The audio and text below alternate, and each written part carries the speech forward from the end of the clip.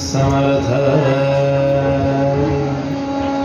जय जय रघुवीर समर्थ। गणाधीश जो ईश सर्वागुणांचा, गुणारंभ आरंभ तो निर्गुणाचा। नमो शारदा मूळ चत्वार वाचा,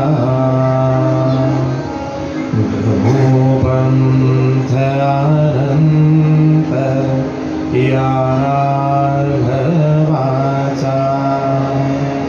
जय जय रघुवीर समर्थ।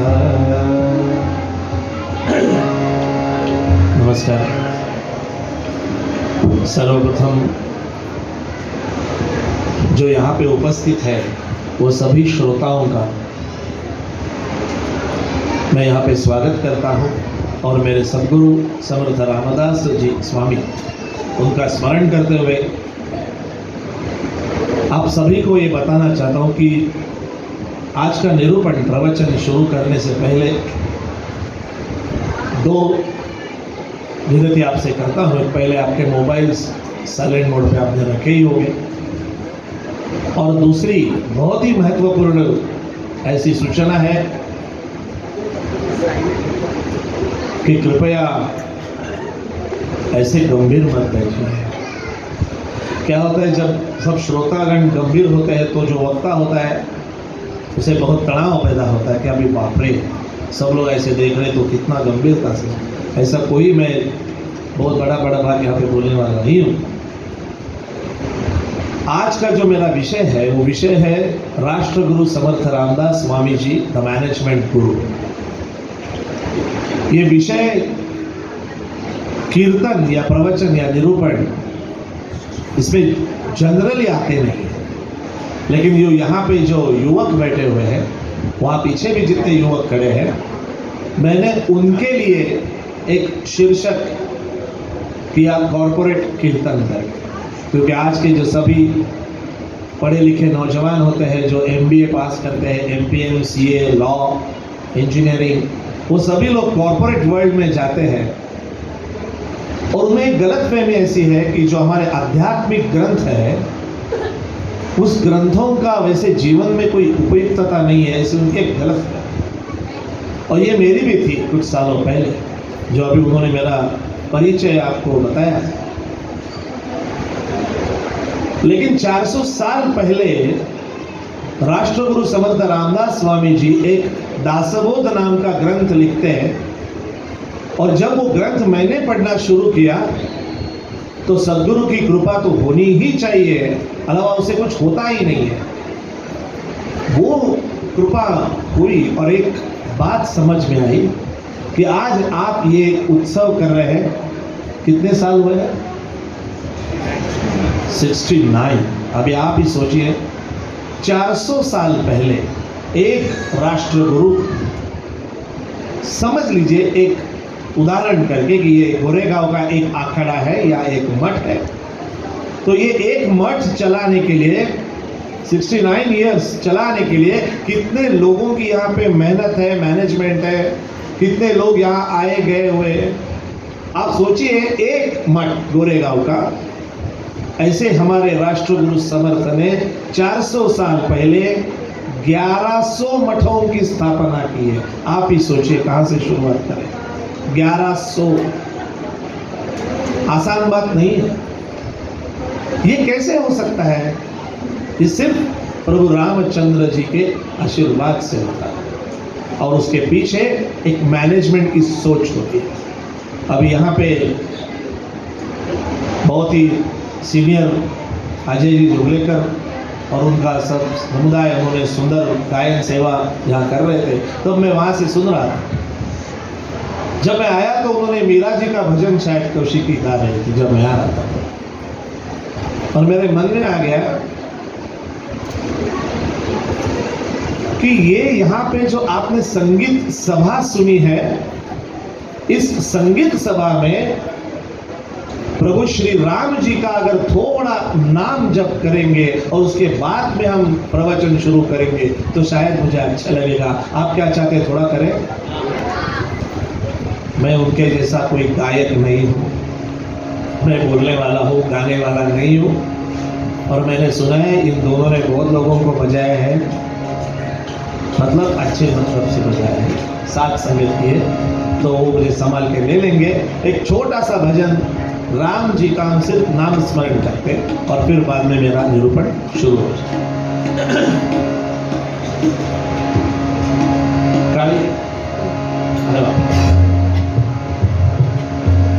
श्री राम जय जय राम, बड़ा आवड़ी रे। आप बोलिए, बड़ा आवड़ी रे। श्री राम जय राम, बड़ा आवड़ी रे। श्री राम जय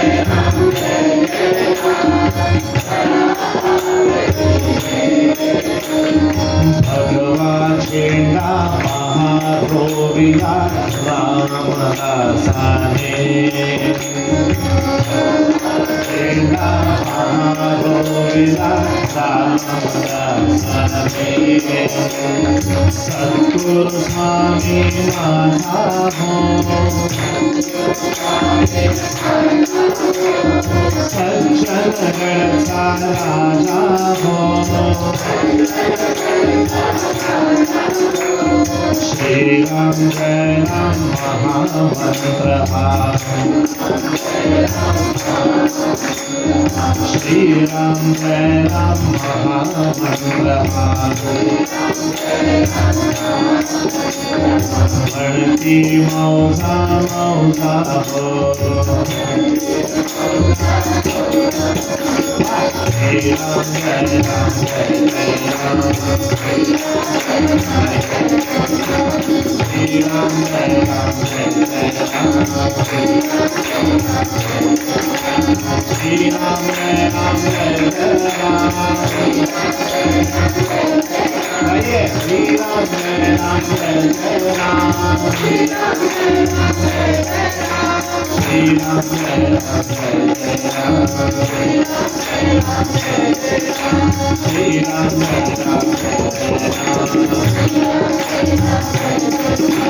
श्री स्वामी समर्थ जय जय स्वामी समर्थ, श्री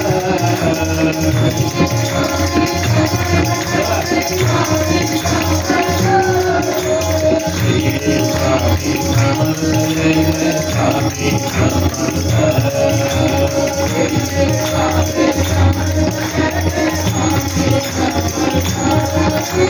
दिगंबरा दिगंबरा श्रीपाद वल्लभ दिगंबरा,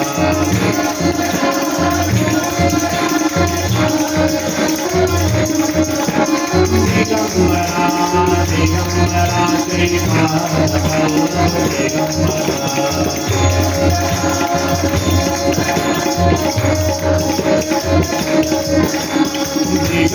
दिगंबरा दिगंबरा श्रीपाद वल्लभ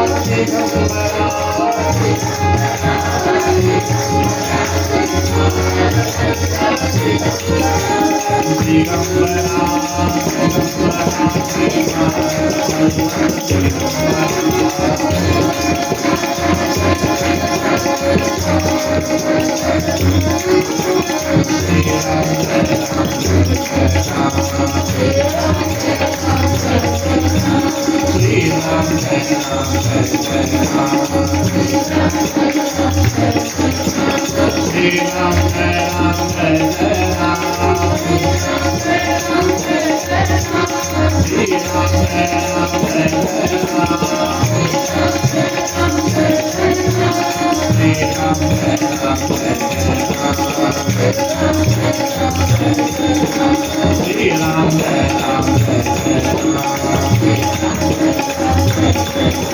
दिगंबरा श्रीपाद वल्लभ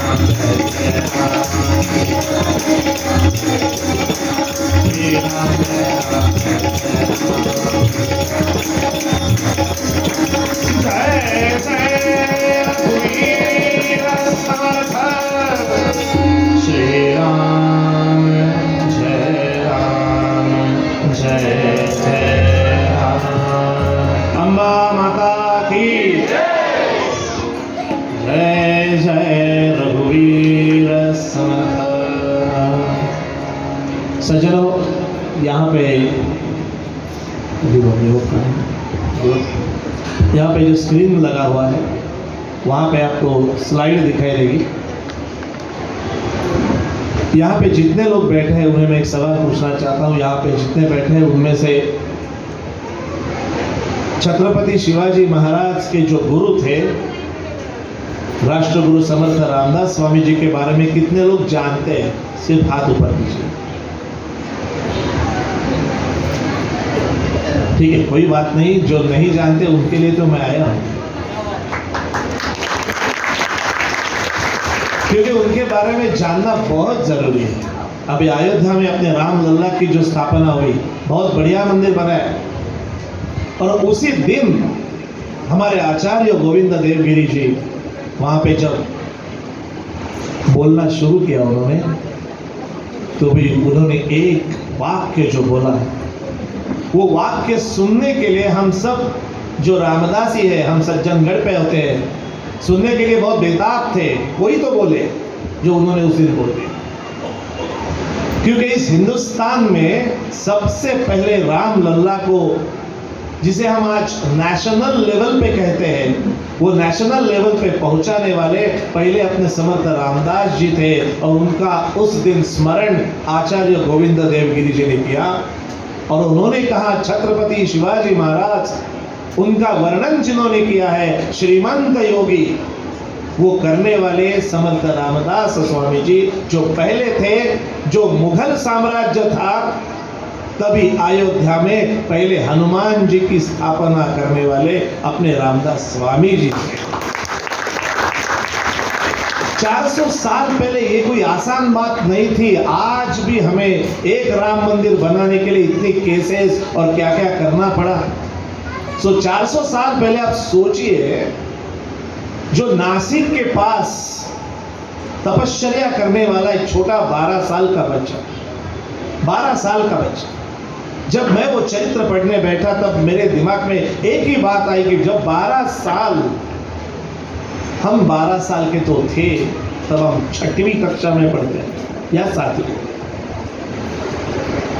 वो 12 साल की उम्र में नासिक के पास एक टाकड़ी करके गांव है, वहां पे नंदिनी नाम की नदी है, वहां उन्होंने 12 साल की तपश्चर्या की।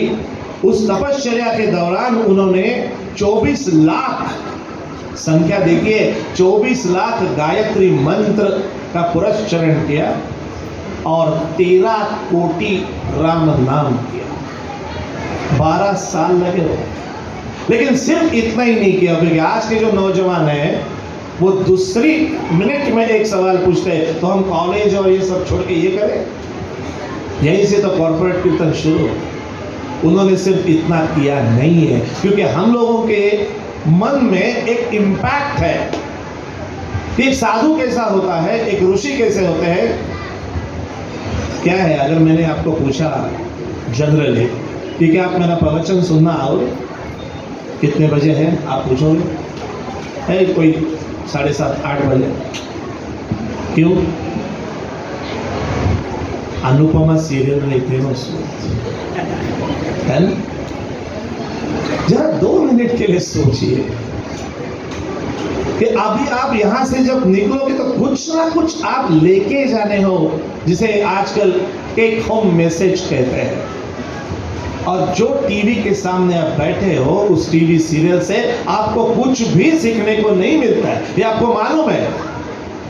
फिर भी उन्होंने जो टाइम दिया है, उस समय के हिसाब से आपको खुद को एडजस्ट करना है, और जहां से अच्छा सीखना है वहां पे संडे होगा तो वहां पे कुछ भंडारा होगा तो चलो आधा घंटा सुनते खाते निकलते, ऐसा मत कीजिए।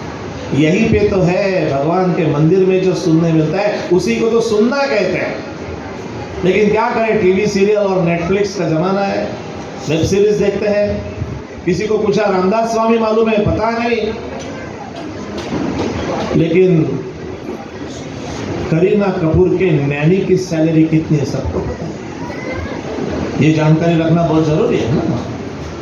राम जी तो क्या चलता रहता है, क्योंकि एक गलत फहमी है कि भगवान के यहाँ पे या जाना है, सत्पुरुषों के ग्रंथ पढ़ने हैं, तो कब पढ़ने हैं? After retirement. ये गलत फहमी है, नहीं है सज्जनों, ऐसा नहीं है। मुझे हमेशा बहुत दुख होता है कि जो दासबोध ग्रंथ जो समर्थ ने लिखा है, वहां पे स्लाइड पे उसका नाम है श्रीमद दासबोध। वो खुद को राम का दास कहते थे, रामदास। उनका नाम नारायण था, लेकिन वो उनकी पहचान क्या बताते थे? मैं रामदास हूँ, राम का दास हूँ। और उस दास को प्रभु रामचंद्र ने जो बोध किया, वही उनके ग्रंथ का नाम है दासबोध। आप जब पढ़ोगे, ये हिंदी में मिलता है, हालांकि वो ट्रांसलेशन है, फिर भी बहुत बेहतर है। जब आप वो पढ़ोगे तो आपको ये पता चलेगा कि ये पूरा पढ़ने के बाद एक ख्याल आता है मन में, कह रहे जब मैं 18 साल का था या थी, तब मैंने ये ग्रंथ क्यों नहीं पढ़ा। ये इस ग्रंथ की ताकत है, क्योंकि उसमें मैनेजमेंट है, उसमें आज कॉर्पोरेट सेक्टर में जो आप मैनेजमेंट सीखते हो, बिजनेस एडमिनिस्ट्रेशन सीखते हो, उस सभी टिप्स एक आध्यात्मिक ग्रंथ में है। किसी को पता ही नहीं है, क्योंकि हमने मन में पकड़ के रखा है वो भगवान के सामने बैठना, रट लगाना है बस, और पारायण करना है उसे। आप हिंदी में क्या बोलते हैं पारायण को? पारायण ही बोलते हैं। पारायण का मतलब ये है, जब तक मतलब नहीं समझे तब तक पढ़ना, उसे पारायण कहते हैं। हम लोग ने क्या किया है, साल में एक बार वो रामचरितमानस पढ़ा, अकाउंट में पुण्य हो गया, क्रेडिट हो गया। ऐसा नहीं होता। अभी यहाँ पे आपको पावर पॉइंट प्रेजेंटेशन आएगा, क्योंकि आजकल ये कॉर्पोरेट में लगता है।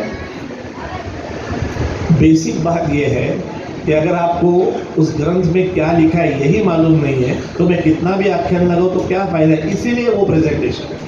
अभी वहां पे उसमें जो दोहे उन्होंने लिखे हैं, वो दोहे वहां पे आएंगे और आप ऑडियो विजुअल समझने का प्रयास करेंगे।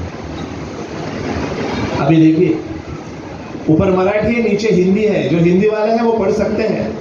उन्होंने क्या लिखा है देखिए। 400 साल पहले एक संत, एक सत्पुरुष लिखते हैं कि प्रथम करें हरिकथा निरूपण, दूसरे स्थान पर राजकारण, तीसरी है सावधानी जो हर बात में है रखनी। देखिए 400 साल पहले राजकारण शब्द इस्तेमाल किया हुआ, राजनीति, राजकारण।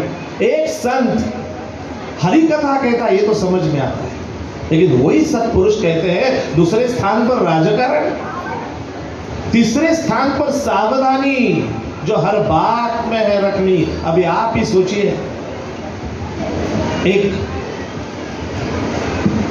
पॉइंट ऐसा है कि समर्थ 12 साल उन्होंने नासिक के यहाँ पे तपश्चर्या, उसके बाद में उन्होंने पद भ्रमण किया, जिसे तीर्थाटन कहते हैं। 12 साल पद भ्रमण किया।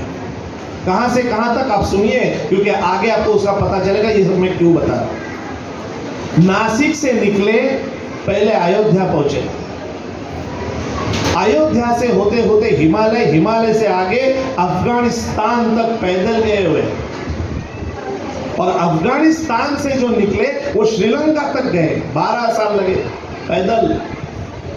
और इसी दौरान उन्होंने एक लिखा है कि इस 12 साल में वो जब पद भ्रमण कर रहे थे तो उन्होंने जो निरीक्षण किया समाज के प्रति, तभी उनको समझ में आया कि कोई आदमी जो 400 साल पहले मुगलों की सत्ता थी, एक टर्म है। अभी अगर आप यहां से मेरा प्रवचन सुनने के बाद अगर घर जा रहे हो और शायद अकेले हो, तो आप सोचिए कुछ ही मिनटों में आप जाएंगे तो अपने घर पे ही, लेकिन जाते जाते हम ख्यालों से कहीं और चले जाते हैं और घर पे मैकेनिकल चले जाते हैं। मतलब यहां से घर तक भी हम खुली आंख से नहीं जाते। तो खुली आंख से चलना, इसका मतलब देश काल और स्थिति के बारे में सावधान रहना। अगर आप आज गोरेगांव में रहते हो तो आपको ये पता होना चाहिए कि अपने इर्द गिर्द क्या हो रहा है, पॉलिटिकल क्या हो रहा है, इकोनॉमिकल क्या हो रहा है, भौगोलिक क्या हो रहा है, ये सब के बारे में आपको थोड़ी बहुत कम ना, लेकिन जानकारी होना बहुत जरूरी है। और हम सिर्फ क्या देखते हैं, टीवी देखते हैं। इसीलिए मैं बोल रहा हूँ, मैं कोई टीवी वालों के खिलाफ नहीं, वो एक मनोरंजन है, कुछ देर के लिए ठीक है, लेकिन अपने इर्द गिर्द क्या हो रहा है, वो जो बदलाव आ रहे हैं, वो बदलाव हमें पता होना चाहिए। क्यों? क्योंकि एक टेक्नोलॉजी दिन ब दिन बढ़ती रहने वाली है। एक एग्जाम्पल देता हूँ, अभी आप सभी लोग मोबाइल तो इस्तेमाल करते हो। देखिए, लॉकडाउन के बाद में व्हाट्सएप का इस्तेमाल कितना बढ़ गया है, सोशल मीडिया बढ़ गया है। हम लोग तो उसे मजाक में कहते हैं एक नई यूनिवर्सिटी पैदा हुई है, व्हाट्सएप यूनिवर्सिटी, कि वहां पे सभी विद्वान ही कुछ ना कुछ लिखते हैं। 99% लोग बिना पढ़े फॉरवर्ड करते हैं और कुछ भी लिखा तो उसी को विश्वास करते हैं। होता क्या है देखिए, तीसरी है सावधानी, जो हर बात में है रखनी। हम सावधानी नहीं रखते। अभी मेरा स्विट्जरलैंड में कीर्तन हुआ, उस कीर्तन के बारे में उसके बाद में तो वहाँ के विद्वान मुझे मिलने आए थे जो आर्टिफिशियल इंटेलिजेंस में काम करते हैं। उन्होंने कहा कि अभी आपने जो बताया वो एकदम बिल्कुल सही है कि आगे के 5 साल आर्टिफिशियल इंटेलिजेंस के ही होने वाले हैं। अभी ये सावधानी 400 साल पहले लिखी है, हर बात पे सावधान रहिए। उन्होंने मुझे एक एग्जाम्पल दिया, सुनिए सब। उन्होंने कहा कि इसके बाद आपके यहाँ पे ऐसे क्राइम होने वाले हैं जो शुरू हुआ है। लोग कैसे क्राइम? आप ही को आपका बच्चा फोन करेगा और कहा ना, माँ एक 2000 जीपे करो, मुझे फाइन भरना है। आपको लगेगा मेरे बेटे का फोन है, आप इमीडिएटली जीपे करोगे। और जब बच्चा शाम को घर पे आएगा, बोला मैंने तो फोन किया ही नहीं था। सेम उसी की तरह उसका आवाज निकालने का आर्टिफिशियल इंटेलिजेंस से क्राइम बढ़ने वाला है। सोचिए, तीसरी है सावधानी, हर बात में है रखनी, है ना, सब कुछ में लिखा हुआ, लेकिन हमें पता ही नहीं क्योंकि हम सिर्फ टीवी सीरियल देखते हैं। ये सोचना बंद कर, ये होना चाहिए। ऐसे अगर जो उत्सव होते हैं ना, इस उत्सव के अनेक फायदे होते हैं, उसमें से ये एक फायदा है कि आपको अच्छा सुनने को मिला, श्रवण होना चाहिए। और श्रवण ये सबसे पहली बात है, अहम बात है। और हम लोग यही बात करते नहीं कि हम किसी का सुनते हैं। यहाँ जितने लोग हैं, सबने सोचो, हर एक को बोलना है, किसी को सुनना नहीं। दरअसल ये है कि श्रवण मतलब अच्छा सुनना, ये अपना ही फायदे की बात होती है। क्योंकि समर्थ रामदास स्वामी ऐसे छत्रपति शिवाजी महाराज के गुरु, इसी में सब कुछ है। वो कहते थे कि पहले सुनो, अच्छा सुनोगे तभी अच्छा सोचोगे, उसे मनन कहते। जब आप अच्छा सुनोगे तभी अच्छा सोचोगे, उसके बाद में आप मन में सोचोगे ये अच्छी बात है, ये करनी चाहिए। तो सुनने के बाद करनी चाहिए, इस तक आपको कौन पहुंचाता है? सुनना। लेकिन हम सुनना ही नहीं चाहिए। देखिए, इसी में देखा है, प्रथम करे हरि कथा निरूपण, मतलब अभी हरि की कथा यहाँ पे होने वाली है, वो तो होना ही चाहिए, निरूपण होना ही चाहिए। उसके बाद में क्या है? दूसरे स्थान पर राजकारण, राजनीति। देखिए, हम सब प्रापंचिक लोग हैं, घर चलाने वाले लोग हैं, सीधे साधे लोग हैं, लेकिन थोड़ा सोचिए, पॉलिटिक्स तो घर में भी होता है, इसीलिए तो टीवी की सीरियल चलती है कि पॉलिटिक्स घर में भी करना पड़ता है। क्यों? थोड़ा सोचिए, सुबह से उठते हम और रात को सोने तक का जो समय होता है, हर एक की एक ही अपेक्षा दूसरे से कि दिन भर आपका बर्ताव ऐसा होना चाहिए जो मेरे फेवर में होना चाहिए। जैसे वो मेरे फेवर में नहीं है, झगड़ा शुरू, यहां से शुरू होता है। अभी उसमें दूसरा पॉलिटिक्स क्यों आता है? क्योंकि हर एक को पता है ज़्यादा झगड़ा हो गया तो फिर इसका प्रॉब्लम छोड़ो। कहने का मतलब ये है कि ये जो पॉलिटिक्स है, समर्थ ने बताया कि होने वाला है, क्योंकि आप सब शादीशुदा वाले लोग हो, प्रपंच वाले लोग। अभी एक बार प्रपंच तो लिया है, 1000 लोगों को कार्ड्स बांटा है, आइए, खाने का न्योता दिया है, आइए आइए, सेलिब्रेशन किए। और जब बुरा समय आया, जिन्होंने खाना खाया एक भी नहीं आया। तब कौन आया? हे माता संभाल रहे बाबा। ये होता है। इसीलिए समर्थ कहते हैं पहले हरि कथा निरूपण करो, दूसरा राजकारण समझो, और तीसरी बात सावधानी रखो। हर बात में ये भी सावधान होना चाहिए। अब एक अच्छा शब्द आपको सुनाता हूं।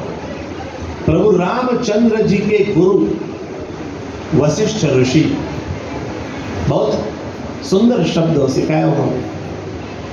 एक सोचिए है, गुरु कौन है? वशिष्ठ ऋषि, और शिष्य कौन है? प्रभु रामचंद्र। उन्होंने कहा, राम, आज तुम्हें मैं ज्ञान देने वाला हूं, लेकिन आज ही का समय क्यों? क्योंकि आज तुम ज्ञान लेने के लिए उपस्थित हुए हैं। देखिए कितना अच्छा शब्द है, उपस्थित। अभी अगर मैंने शर्मा जी को पूछा, अगर अभी मैंने पूछा अमित को कि आज की उपस्थिति कितनी है, आप बताओगे 200, 300, 250। ये उसका मतलब नहीं है। वशिष्ठ ऋषि ने राम को कहा, उपस्थित का मतलब ये होता है कि वक्ता जब बात कर रहा होता है तो कितने लोग सुनने के स्थिति में है, उसे उपस्थिति कहते हैं। अभी बताइए कितने उपस्थित हैं? देखो ये सुनने का परिणाम, एक अच्छा शब्द मिला ना, उपस्थित। और जो ऐसे सुनने के लिए उपस्थित होता है उसी के लिए ज्ञान उपलब्ध होता है। अभी जो भगवत गीता पढ़ते हैं, जो सीखते हैं, उन्होंने सोचो, एक बार सोचना है कि इतनी बार अर्जुन और भगवान श्री कृष्ण साथ में थे, कितनी बार साथ में थे, तभी उन्होंने भगवत गीता क्यों नहीं बताई? सोचा आपने क्यों नहीं बताई? वो महा एपिसोड लास्ट में क्यों हुआ?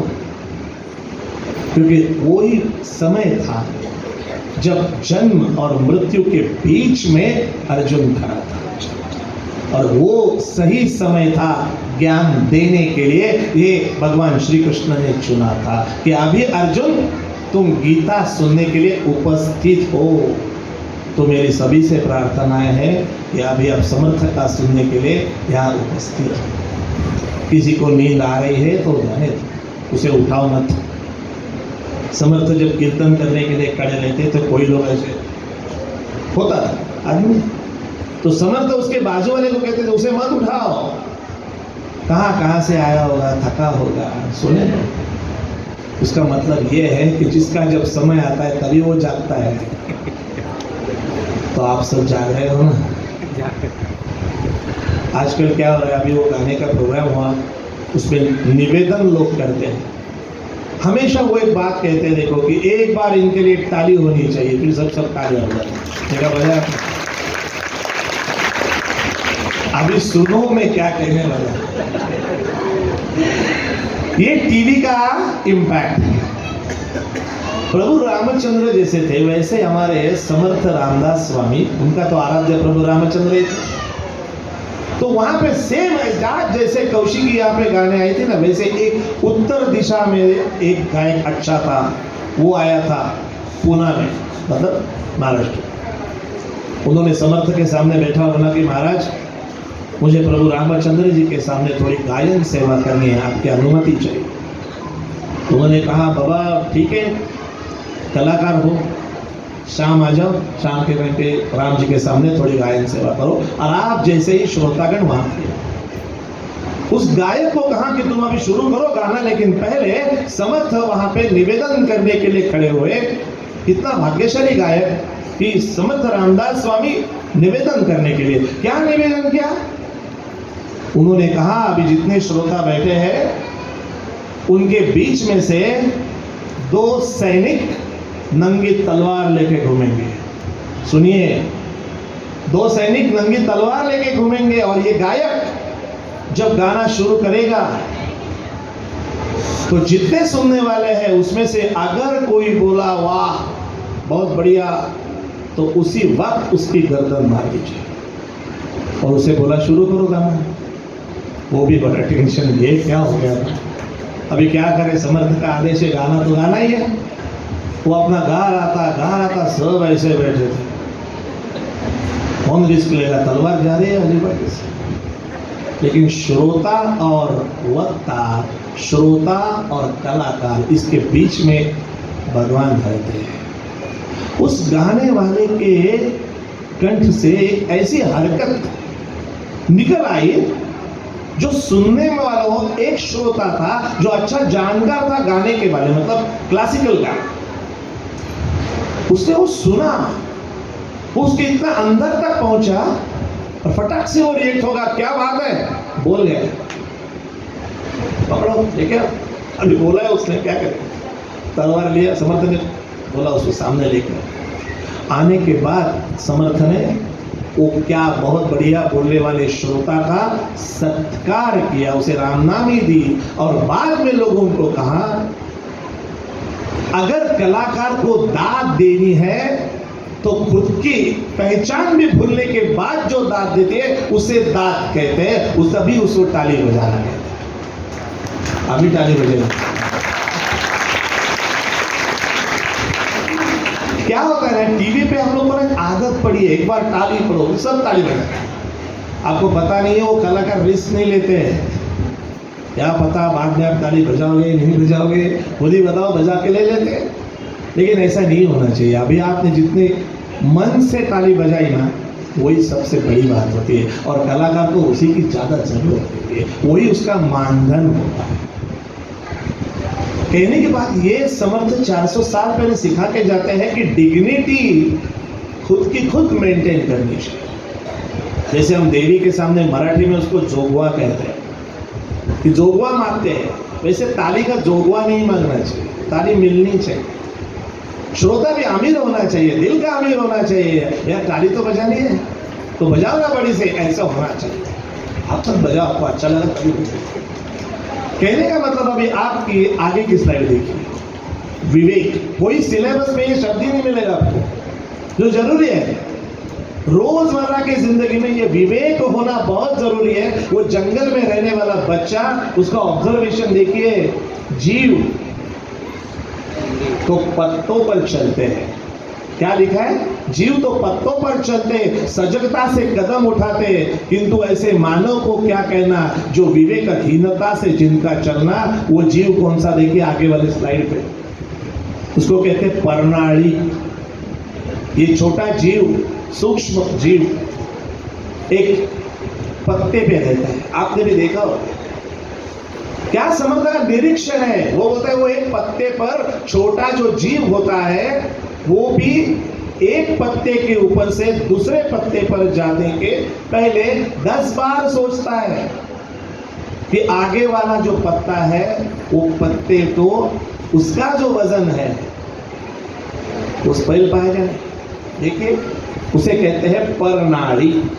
परनाड़ी बाहों न उतरे वो जीव। देखिए एक निसर्ग में जो छोटा जीव होता है वो भी इतना सोचता है, और हमारे बच्चे जब बाइक चलाते हैं तो सामने वाले लेन से कहां से कौन आएगा इसके बारे में भी नहीं सोचते। क्यों? उनके पास विवेक सिखाया है। ये आध्यात्मिक ग्रंथों से सीखने वाली बात है, विवेक कहते हैं उसे।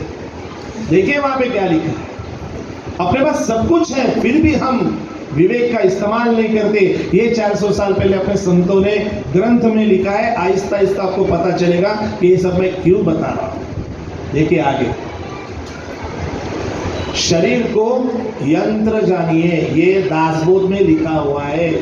अभी व्हाट्सएप पे सब मैसेजेस आते हैं, the greatest engineering is human body, है ना। 400 साल पहले लिखा है ये जो शरीर है इसको यंत्र जानिए। अगर यंत्र बोला तो यंत्र को मेंटेनेंस चाहिए ना, चाहिए ना मेंटेनेंस। आगे वाले स्लाइड पे देखिए, ये है मेंटेनेंस। सूर्य नमस्कार। समर्थ रामदास स्वामी जी खुद 12 साल की उम्र में उन्होंने सूर्य नमस्कार शुरू किए, आहिस्ता आहिस्ता बढ़ाया और बाद में रोज 1200 सूर्य नमस्कार, 1200। जितने वे युवक है और जितनी युवतियां हैं, उन्होंने देखो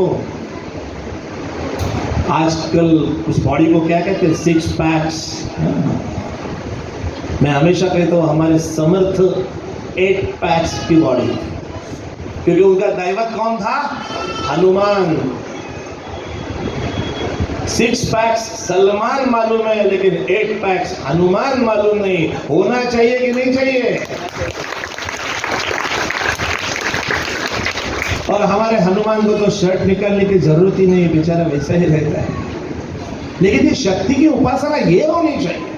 यही उम्र है 12 से 24, यही 12 साल में वो लड़की हो या लड़का हो, उसने सूर्य नमस्कार करना चाहिए, क्योंकि शरीरार्थ यंत्र जानावे, शरीर को यंत्र जानिए, उन्होंने बोला है। क्यों? फिटनेस है। और वही 12 साल जो होते हैं, वही 12 साल संस्कारों के होते हैं। स्वामी विवेकानंद कहते थे, जो समर्थ रामदास जी कहते थे, वो हमेशा कहते थे कि एजुकेशन का मतलब क्या है? मन, मेंदू और मनगट, इन 3 चीजों का संगम, उसे कहते हैं एजुकेशन। देखिए 12 से 24 में यही संस्कार होने चाहिए, उनकी तबीयत भी अच्छी होनी चाहिए, फिटनेस होना चाहिए। मनगट का मतलब क्या है? सिर्फ 6 पैक्स नहीं, जिगर होना चाहिए। रामायण क्यों पढ़ना चाहिए? रामायण क्यों सुनना चाहिए? राम कथा क्यों सुननी चाहिए? कि 16 साल की उम्र में हम लोग 10वीं कक्षा में होते हैं, राम जी त्राटिका का वध करते हैं 16 साल की उम्र में। लेकिन हमें पता ही नहीं है, क्योंकि हमने रामायण पढ़ा ही नहीं है। देखिए, शस्त्र आना अलग बात है और शस्त्र चलाना अलग बात है। शस्त्र का ट्रेनिंग ले सकते हैं, लेकिन समय पर शस्त्र चलाने के लिए दिमाग और जिगर दोनों की जरूरत है। वो हमारे प्रभु रामचंद्र। आप में से कितने लोगों ने वाल्मीकि रामायण पढ़ा है? उन्होंने हाथ ऊपर करो। देखा? अभी दूसरा सवाल, शर्मा जी देखिए, रामायण सीरियल कितने लोगों ने देखा है?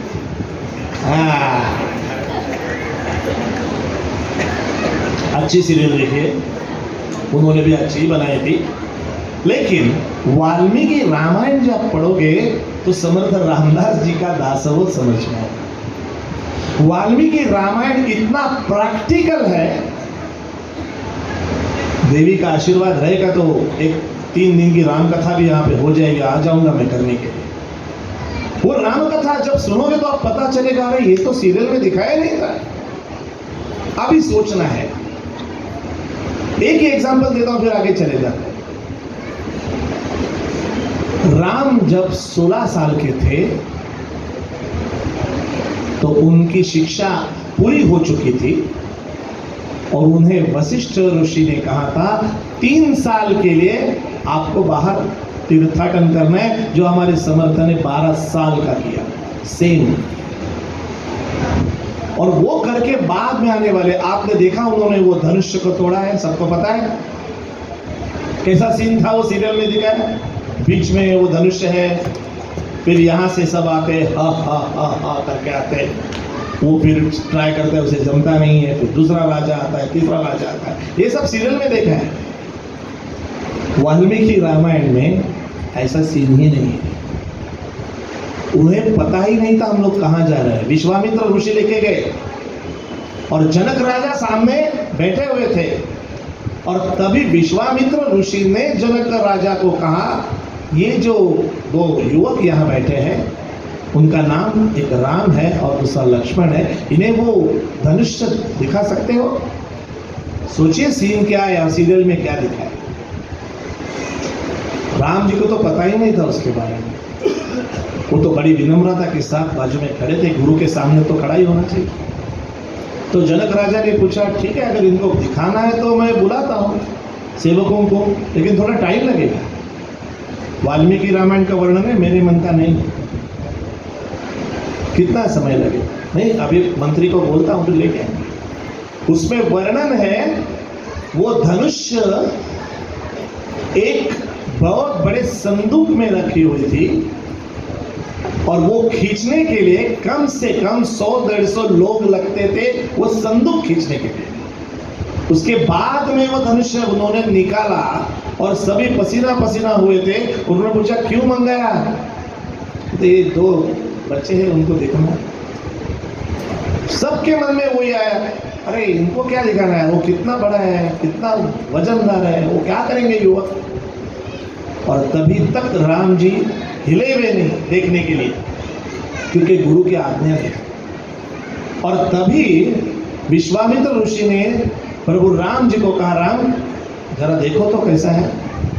और तभी राम ने वहां पे हाथ जोड़े विनम्रता से, धनुष्य ऐसा सहजता से उठाया, प्रत्यंचा लगाई और जनरल करने खटाखट टूट गया। ये ऐसा सीन था। वो सीरियल में कैसा दिखाया था, सीरियल में कितना बड़ा बड़ा, फिर वहां पे ये लंबा चौड़ा भाषण, राम तुम्हें करना चाहिए था लक्ष्मण, ये सब कल्पना है। लेकिन प्रैक्टिकल क्या है अगर सुनना है तो आपको वाल्मीकि रामायण ही पढ़ना है।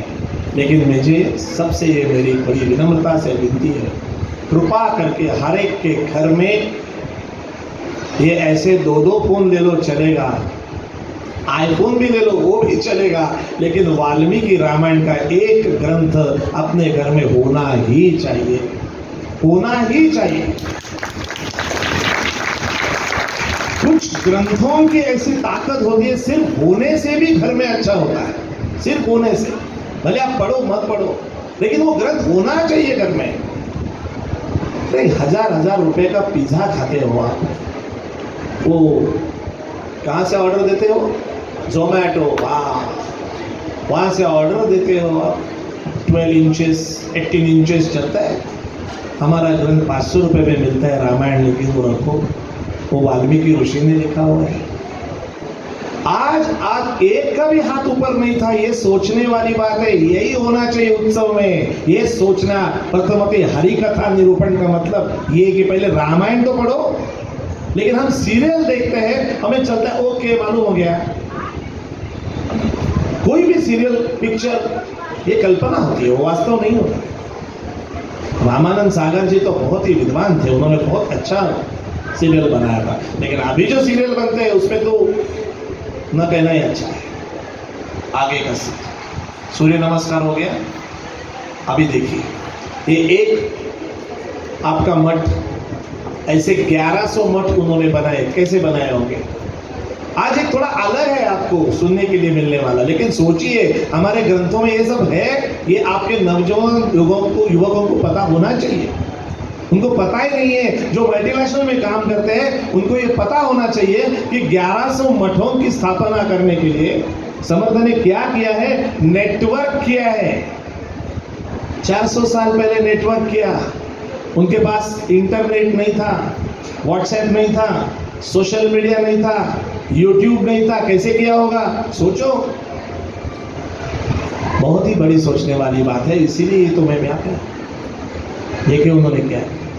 आज जैसे जितने पीछे खड़े हैं, किसी ना किसी आप कंपनी में काम करते होंगे, उस कंपनी के जो मैनेजिंग डायरेक्टर होते हैं उनके केबिन में एक विजन और मिशन लिखा होता है। समर्थ ने 400 साल पहले छत्रपति शिवाजी महाराज को एक विजन और एक मिशन दिया। क्या दिया? मराठा तितुका मेळवावा, महाराष्ट्र धर्म वाढवावा। मराठा मतलब जो मराठी बोलता है वो मराठा। वो 400 साल पहले बात थी, लेकिन एक फोकस था कि क्या करना चाहिए। आज वही फोकस की फिर से जरूरत है। सब हिंदुओं में इकट्ठा होना बहुत जरूरी है। 400 साल पहले की बात अलग थी, 400 साल के बाद इसी से प्रेरणा लेनी है। और अभी वो मराठी है, गुजराती है, क्या है ये नहीं, वो हिंदू है और वो इकट्ठा होना चाहिए। यही अपना विजन और यही मिशन होना है। इसीलिए ये उत्सव होना चाहिए। इस उत्सव में क्या क्या सीखने को मिलता है। एक उत्सव में जो कार्यकर्ता करके जो काम करता है उसे इवेंट मैनेजमेंट का कोर्स करने की जरूरत नहीं पड़ती। एक छोटा ऑब्जर्वेशन, जब मैं वहां गेट में से आ रहा था, इतनी बहुत बढ़िया गाने की महफिल चल रही थी। वहां पे लाइटिंग लेकिन एक मंगलमय वातावरण था। देखिए आप 2 घंटे से यहाँ पे हो, 2 घंटे से आप डिस्कनेक्ट हो, आपकी जो रूटीन प्रपंचिक जो समस्या है उस समस्या से आप डिस्कनेक्ट हो, यही बेनिफिट होता है। इसीलिए ऐसे महोत्सव होने चाहिए, ऐसे उत्सव होने चाहिए। लेकिन वहां पे आने के बाद एक दूसरे से बहुत दिनों के बाद हम मिलते हैं और पूछते हैं क्या कैसा है, बहुत बढ़िया, अच्छा चल रहा है ना, एकदम अच्छा, तबीयत कैसी है, अच्छी है ना। ये रिलेशन है, इसी को कम्युनिकेशन है। ये कहाँ होता है? ऐसे मंदिरों में, उत्सव में होता है। और इसीलिए उत्सव की जरूरत, इसका इवेंट बनाने की जरूरत नहीं है। सब लोग क्या करते हैं, मुझे वही अच्छा लगा कि वहां से यहां तक मुझे जरा भी इवेंट नजर नहीं आया, ये उत्सव है, यही नजर आया। और इसी का पूरा क्रेडिट कार्यकर्ता को जाता है। मैं हमेशा देखता हूं, अभी थाना में मैं जब गया था, वहां पूरा इवेंट ही इवेंट, सब जगह लाइटिंग झकाझक चल रहा है, लोग आ रहे हैं, वहां से जा रहे हैं, कोई सुन नहीं रहे, किसी को पता नहीं है, क्योंकि वहां पे कोई ऐसी बैठक नहीं है। आप सभी का विशेष अभिनंदन करता हूं कि आप एक जगह 2 घंटे बैठे हो। आजकल एक जगह 2 घंटे बैठते हैं तो बाद में यहाँ पे दवाई लेनी पड़ती है, अरे ऐसा होता है। फिर आप सब 2 घंटे बैठते हैं, इसी को तो बैठक कहते हैं। ये बहुत लगती है छोटी चीज, लेकिन बहुत बड़ी है, और ये छोटी उम्र से ही होना चाहिए। अभी आगे देखिए, ब्रांड, मैं शब्द इस्तेमाल करता हूं ब्रांड। आप बोलेंगे कि अध्यात्म में ब्रांड शब्द कहां से आया? समर्थ रामदास जी ने रामदासी संप्रदाय, ये संप्रदाय उस वक्त उन्होंने मार्केटिंग किया। कैसे मार्केटिंग किया होगा? फ्लेक्स नहीं था, न्यूज़पेपर्स नहीं थे, एड नहीं देनी थी, तो मार्केटिंग कैसे की? वहां पे आपको दिखाई दिया होगा जो मैंने पहना है, ये इसे मराठी में छाटी कहते हैं। हम जो रामदासी होते हैं, ये हम ये पहराव होता है। ये समर्थ ने डिजाइन किया होता। क्यों? कि शुरू में जैसे आपने कहा कि हमें पता नहीं था रामदास स्वामी कौन है, तो 400 साल पहले भी किसी को पता नहीं था ना रामदासी कौन है।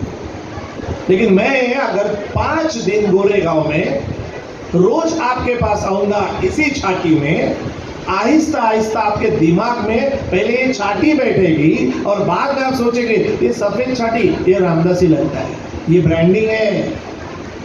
समर्थ इस प्रकार से ब्रांड कर रहे थे रामदासी। देखिए वो जो बच्चे मैं जो सिखाता हूँ बच्चों को, वो बच्चों को मैं ये छाती पहनाता हूँ। क्यों? उन्हें पहनाना जरूरी है, उनको पता होना चाहिए।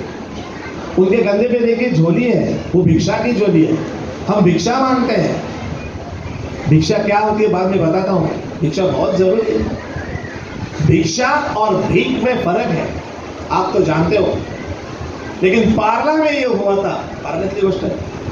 पार्ला में जब हम आए थे, रामदासी भिक्षा मांग रहे थे, एक बिल्डिंग के 4थे माले के वहां से एक लड़की ने थैली में थोड़े चावल बनाए हुए, पके हुए चावल और 2 रोटियां फेंकी। पहले उनको हाथ जोड़ा, हम भिखारी नहीं है, भिक्षे करिए। गलती उसकी नहीं है। उस दिन मैंने सोचा कि हम बताने में कम पड़ रहे हैं। आने वाली जो जनरेशन है उसे पता होना चाहिए भिखारी क्या होता है और भिक्षेकरी क्या होता है, इसमें फर्क होता है। जो हम लोग रामदासी होते हैं, जो हमारे समर्थ ने कहा, हम लोग चावल लेते हैं, गेहूं लेते हैं, मतलब क्या है, हम खुद का खुद पका के खाते हैं। लेकिन उसमें क्या है? उसमें दत्त महाराज की भिक्षा की ताकत है, उसमें गोरक्षनाथ की भिक्षा की ताकत है। और वो समर्थ कहते थे रोज सिर्फ 5 घरों में जाके ही भिक्षा मांगनी है, जो मिली वो अपनी, नहीं मिली राम करना। ये एक व्रत है, भिक्षा एक व्रत होता है। एक आपको कहानी बताता हूँ समर्थ की। समर्थ सुबह जाते थे गांव में, जय जय रघुवीर समर्थ कहते थे, 5 घरों में भिक्षा मांगते थे। एक औरत अपना आंगन वहां पे गुहार रही थी, क्या आ गए दरवाजे में, जय जय रघुवीर समर्थ, श्री राम जय राम बोला। उसे गुस्सा आ गया, क्या है सुबह सुबह मेरे दरवाजे पे श्री राम जय राम कह रहे हो। समर्थ ने कहा उसमें कौन सी बड़ी बात हुआ, क्या है उसमें बुरा, मैं तो राम का तो नाम लिया है। मैंने तो राम का नाम लिया है, उस पर बुरा क्या किया मैंने? तुम्हें पता है राम का नाम कब लेते हैं? समर्थ ने बोला नहीं पता। आप बताइए माता जी क्या गलती हो गई? अरे आदमी जब मर जाता है तब उसको नाम लेते हैं, श्री राम जय राम जय राम। सुबह सुबह मेरे दरवाजे पे आके श्री राम जय राम करो। गलत फहमी। समर्थ ने कहा माता ऐसे नहीं होता है, राम नाम तो कभी भी चलता है, और मरने के बाद क्यों लेते हैं? कि उसे गति प्राप्त हो इसीलिए वो लेते हैं। ये उसके दिमाग में यही बैठा था, राम नाम मुझे तो गया। दूसरे दिन फिर से समर्थ गए, फिर से बोला श्री राम जय राम जय राम। उसे इतना गुस्सा आया, उसने एक गंदा कपड़ा लिया, फटाक से फेंक के मारा समर्थ। समर्थ ने ऐसे पकड़ा, देखा उसकी तरफ, प्रभु की इच्छा करके वो झोले में निकल पड़े। सब शिष्यगण साथ में थे, सबके मन में यही चल रहा था कि क्या वो औरत है? समर्थ जैसा योगी पुरुष आया है और उस योगी पुरुष को एक गंदा कपड़ा फेंक के मार रही है, और हमारे समर्थ भी कहते हैं प्रभु की इच्छा। ये क्या है? पूछेगा कौन?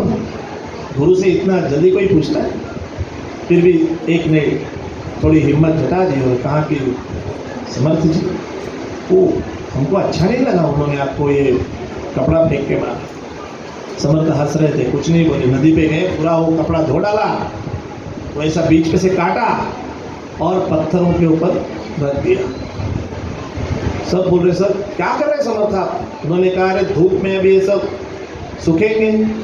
हाँ तो एक्चुअली हुआ ऐसा, मैं राम जी से बात कर रहा था। समर्थ ने कहा क्या?